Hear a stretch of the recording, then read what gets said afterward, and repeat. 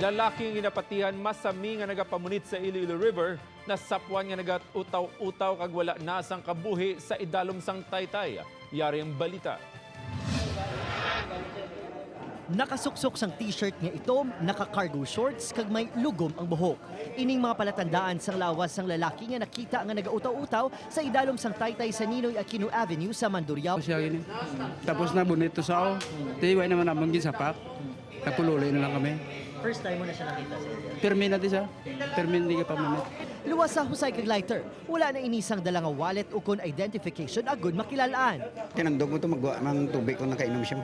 Magwa ng... Wala man mo muna. Pag ano mo lang na muna, ginhugasan. Tapos wala naman. Oo.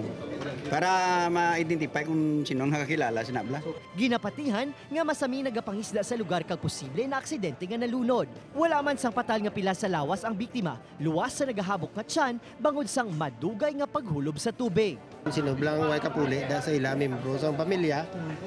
Nagbasi kung ma-identify nila direo. Suara naman na balita naman guro sa iban nga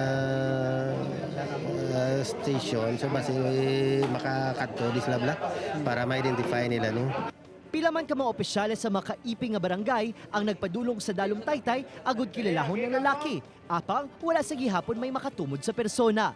Ako kapamunit mangudano dire sa babaw kung may ikwan. Ti amo to nagdalikat kung di niya nagtanaw kung kilala ko.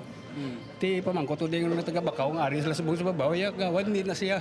Suno sa opisyal sang barangay Bakaw, Mandurriao, sigurado ini nga nakita ang lalaki nga nagapamunit sa lugar. Bulilaw, Bakaw, Nabitasan, kag iban pa nga makaingod nga komunidad ang posible makakilala sa lalaki agud mahatagan sang disente nga haya.